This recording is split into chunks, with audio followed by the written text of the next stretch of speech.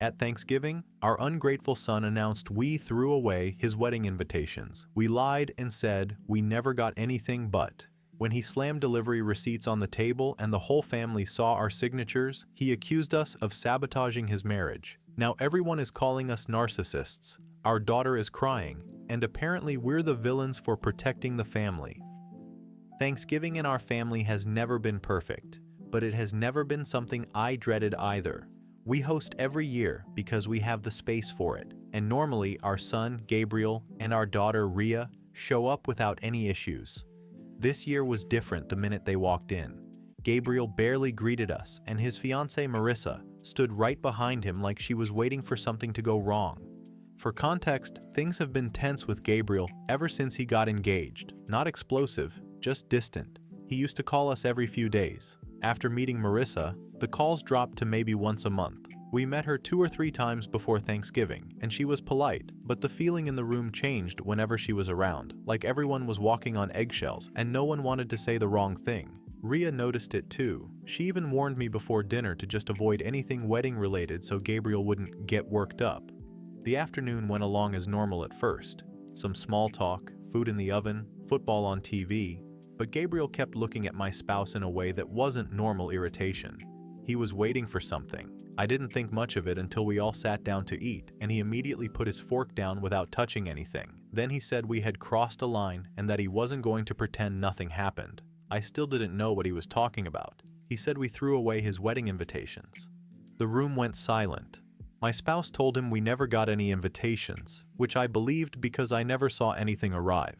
I thought this was going to be one of those dramatic misunderstandings people laugh about later. Instead, Gabriel pulled out a stack of printed delivery notifications and laid them on the table. Right there, in front of the entire family, were receipts with our address, the delivery dates, and a signature that matched my spouse's handwriting exactly. It felt like the whole table shifted. Even Rhea looked stunned. Marissa was already crying before I processed what I was seeing. My spouse insisted the signature didn't look real, which only made everyone stare harder. Gabriel said we had been trying to sabotage his marriage from the beginning and that we never respected his relationship. He said this was just the proof.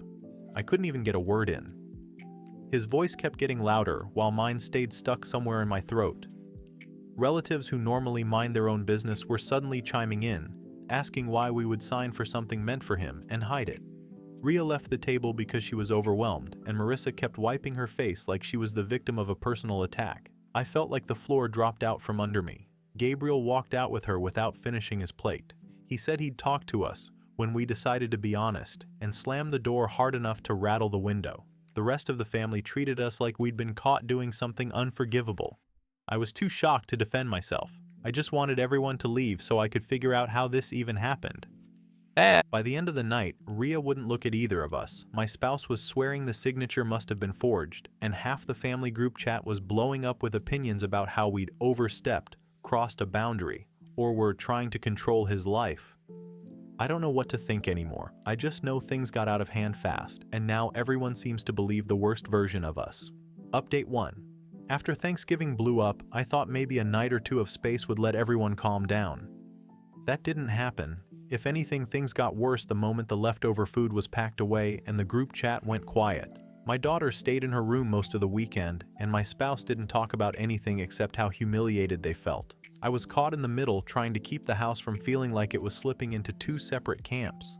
By Monday, I decided I needed to figure out the signature issue because that was the thing everyone kept focusing on. People can debate tone, intentions, feelings, but a signature is solid. I called the post office to see if there was any chance it was a mistake. The employee said the package was delivered on a weekday afternoon, and the driver marked it as handed to a resident. He didn't have details beyond that, but he did mention the driver remembered a younger woman coming to the door on one of the delivery attempts for that address. He couldn't say what day, but he remembered the accent because he doesn't hear it often. That threw me off because there's no younger woman here besides my daughter, and she was at school during the hours he mentioned. I brought it up to my spouse, expecting them to say something like, "It must have been a misunderstanding," but the whole conversation made them tense. They said the post office always screws things up, and that the workers don't pay attention, and that I was reading too much into things. That didn't help anything. If anything, it made me more suspicious that something was off. My daughter ended up being the one who pushed everything sideways. Later that night, she knocked on my door and said she needed to talk. She looked nervous, like she'd been going back and forth on whether to say anything. She said she remembered seeing a stack of envelopes on the kitchen counter a few weeks ago with Gabriel's name on them. She assumed they were wedding related, but she didn't think much of it because my spouse was acting like they already knew what they were. My daughter figured the two of us were sorting through it together. Then she told me something that made my stomach drop.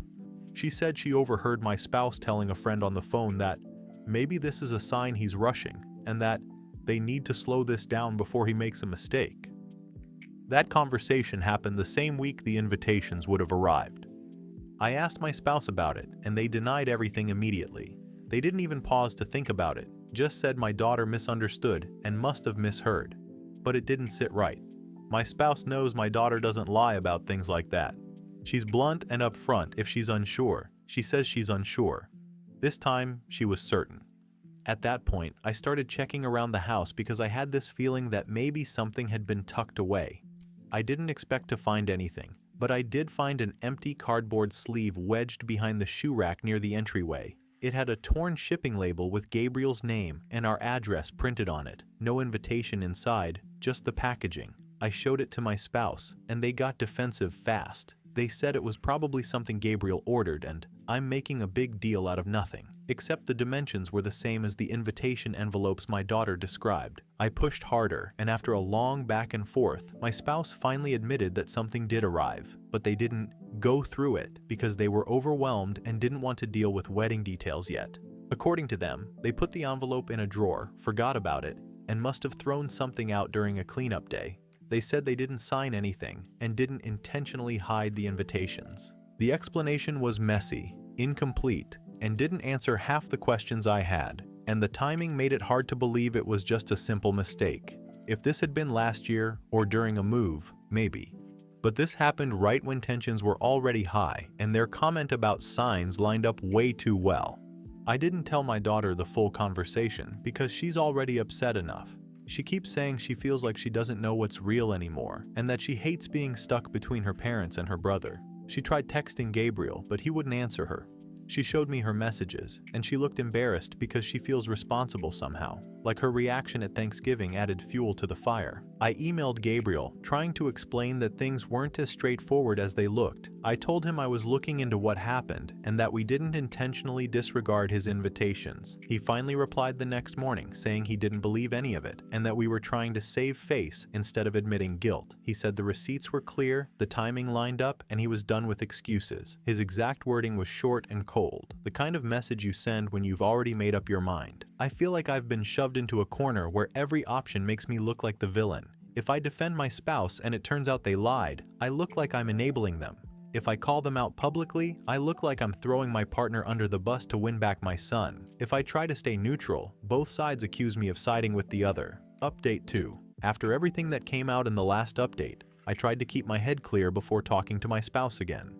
I didn't trust my own reaction at that point, and I needed to be sure I wasn't just jumping to conclusions or letting Thanksgiving anger carry me. I also didn't want to make things worse in front of Rhea because she was already avoiding both of us. I sat my spouse down the next morning because I wanted a straight answer without the back and forth or the half explanations. I asked again about the invitations and the other pieces of mail. At first, they stuck to the same version they gave me earlier, talking around things and blaming stress, but after a while, it became obvious they were still holding something back. The more I pressed, the more they shifted the story. The order of events changed. Who handled what changed. Even the part about throwing packaging out changed. It didn't feel like forgetfulness. It felt like they were trying to land on an answer that sounded the least damaging. Eventually, they admitted they did hide the first set of invitations. Then they admitted they hid the save the date before that, then the birthday card, and finally they admitted there was a letter Gabriel wrote months before any of this that my spouse opened, read, and didn't give me. They said they didn't see the point in showing it to me because it was just going to start trouble. None of their explanations made things any better. They said they felt like Gabriel was slipping away, that Marissa's family didn't like us, and that they were trying to keep the peace by controlling what came into the house. They framed it like they were trying to protect us from being hurt, but it didn't feel protective, it felt controlling, and the more they talked, the worse it sounded. They tried to justify hiding things by saying they didn't trust Marissa's family, and they didn't think Gabriel should be marrying into something unstable. I understood being worried about your kid, but this went far past worry. It hit me that for months I'd been arguing with Gabriel, questioning his reactions, defending my spouse without knowing the full story, and making myself look like I didn't want to take responsibility, all while my spouse was filtering what I saw and heard. I didn't like realizing I'd been used to reinforce their version of things. Right when all this was going on, Gabriel sent a long message that pretty much confirmed the worst-case scenario. He said he didn't want anything to do with either of us for now. He said he was done trying to have a relationship where he felt shut out or dismissed. He said Rhea told him about overhearing my spouse calling the invitations a bad sign. He said he didn't believe the signature was forged anymore because everything lined up once he heard Rhea's side. And then he told us we were uninvited from the wedding, not suspended, not "we'll talk later," fully uninvited. I wasn't surprised he was angry, but the tone of the message made it clear he wasn't leaving room for any conversation right now. He said he needed distance from all of us, including me, and it didn't matter who knew what or when. In his mind, we were a unit. If my spouse did it, then I let it happen. That was the part that stuck. Even if I didn't know about the hidden mail, I still spent months blaming his reactions on Marissa, rolling my eyes at what I thought were exaggerations, and brushing off things he clearly found important. I showed the message to my spouse, and they reacted by blaming Rhea for talking to him, then blaming me for confronting them, then blaming Marissa for influencing him. They didn't show any real accountability, just defensiveness and excuses. Their focus wasn't on what they did, it was on who told Gabriel and how to repair the image, not the damage. It made me realize we weren't on the same page about any of this. Rhea didn't stay long after that. She packed a bag and went to stay with a friend I've known since she was little. She said she didn't want to be in the middle and didn't want to watch my spouse pretend nothing was wrong. She wasn't angry at me, but she was disappointed. She said she felt embarrassed for even being there at Thanksgiving when everything blew up. She didn't want to be dragged into another round of arguments where the truth kept shifting. With Rhea gone, the house felt incredibly quiet. My spouse kept acting like things were being blown out of proportion and that I was taking Gabriel's side, but I wasn't taking anyone's side. I just didn't like being lied to repeatedly and then expected to help cover it up because it was easier than admitting the whole thing was unnecessary and preventable. I don't know how long Gabriel plans to stay no contact, and I don't know what Rhea will do once she cools off. Update 3. So after my spouse admitted to intercepting mail from Gabriel, not only the wedding invitations but older things too, I thought I had the full story. I thought it was just about the wedding and some ridiculous grudge they had against Marissa's parents. Turns out I barely knew the half of it. The first blow landed when Rhea came home. She had been staying with her friend after everything exploded. When she walked in, she looked like she hadn't slept more than a few hours in days. She didn't come in yelling or crying, she was just tired. She said she needed to tell me something she'd been holding on to for a long time because everything happening now felt too familiar to her. She told me that years ago, long before college, long before any engagement, long before any of this, Gabriel told her that my spouse used to intercept mail from his biological mother. I'm not getting into the weeds about that situation, because it's personal and doesn't change the point, but there was a period where Gabriel tried to reach out. There were letters. He kept asking why no one was writing him back, or why nothing was coming. And according to him, my spouse always had an excuse ready. It must have gotten lost, probably a mix-up. You're imagining it. Things like that. Rhea said she never believed him because she assumed he was just being dramatic or emotional. And because, in her words, it never occurred to me that someone would actually do that. Because the only answer I had was one I hated saying out loud. I didn't think they would do that either. I dismissed signs because I didn't want to believe my spouse could be capable of something like that. I just told myself Gabriel was exaggerating, and I leaned on whatever explanation made the house quieter. After Rhea told me this, everything spiraled even faster.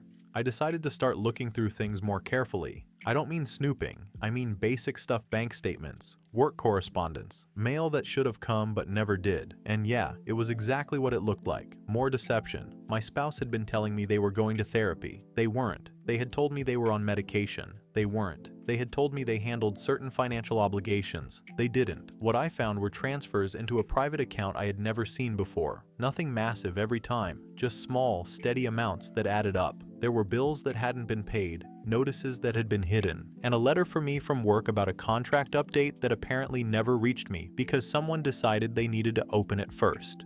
That's when it really sank in that this wasn't just about the wedding. This wasn't even about Gabriel.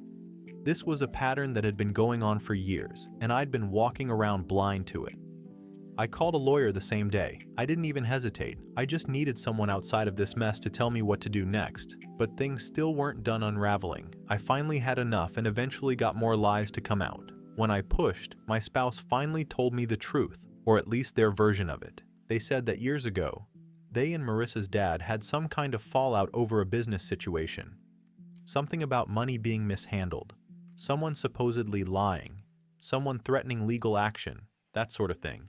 They said Marissa's dad turned a bunch of people against them. They said they were trying to protect our family from people who already caused problems once. But nothing about their explanation made any of this better. If anything, it made it worse because it meant all of this chaos, the intercepted invitations, the hiding of mail, the manipulation wasn't random or emotional or impulsive. It was calculated. It was based on something from years ago that I barely knew anything about. It was dragged into our kids' lives like some kind of inheritance none of them asked for. That was the moment I realized there was nothing to save in my marriage. I told my spouse I wanted a separation. They didn't react at first. They just stared at me like maybe I'd calm down or take it back. But when they realized I meant it, really meant it, they lost it. Not crying, not pleading, just angry. Blaming everyone but themselves, saying Gabriel manipulated me, saying Ria turned on them, saying I was abandoning the family, saying I was letting outsiders poison me. I didn't argue. I didn't even raise my voice. I just told them I was done letting things fester until they exploded. I was done pretending small problems weren't warning signs. I was done hoping things would fix themselves while everything rotted underneath. I didn't say anything dramatic. I didn't threaten anything. I just said I wanted out. That leads me to where I am now. I'm staying with a friend for the time being. Ria is staying with her friend. Final update. I didn't expect to be writing again, but everything that happened after my last post pushed things to a point where there's no going back. My household has completely fallen apart, and the situation with my son has gone in a direction I never thought possible. At this point, I'm only updating because so many people asked for clarity and because the fallout was bigger than anything I could have prepared for. I reached out to Gabriel and asked to meet. He agreed, but it was very obvious he didn't want to. He showed up, but there wasn't any warmth or anything familiar. He looked tired, guarded, and like he had already made up his mind about how things with me were going to end. I gave him the facts about the mail, about the invitations, about everything my spouse hid. I made it clear I didn't know about any of it until it was too late. He said he understood, but the damage wasn't just about the invitations. He said he was tired of feeling like he was the one holding everything together. He said he felt dismissed growing up, especially compared to Ria. He said he had been trying for years to tell me that something wasn't right in the house, and I always sided with my spouse or brushed it off. I just apologized. I told him I didn't see things clearly until recently, and I understood that he needed space. He said he still wasn't going to invite me to the wedding. He said he wasn't ready to have me involved in anything new in his life. I didn't fight him on it. The wedding happened last week. I didn't go. I wasn't invited. Ria went and said it was beautiful, and that Gabriel looked genuinely happy. I cried when she sent me the picture she took on her phone. It's a strange feeling being proud and heartbroken at the same time. I'm glad he wasn't looking over his shoulder waiting for me to cause a scene or waiting for my spouse to start something. He deserved a peaceful day. Meanwhile, things with my spouse got worse. I filed for divorce. The lawyer I hired told me outright that the things my spouse did with the mail were absolutely illegal. There were financial irregularities too. Bank accounts I didn't know about. Money moved without explanation. Things signed under my name that I never authorized. It was a mess. My spouse tried to play the victim and insisted I was abandoning the family. But considering everything they kept from me, I don't feel the slightest bit guilty. I realized that while I wasn't actively trying to cause problems, I spent years overlooking things that were right in front of me. I thought I was choosing peace. Really, I was choosing to avoid conflict, and that avoidance cost me more than I expected.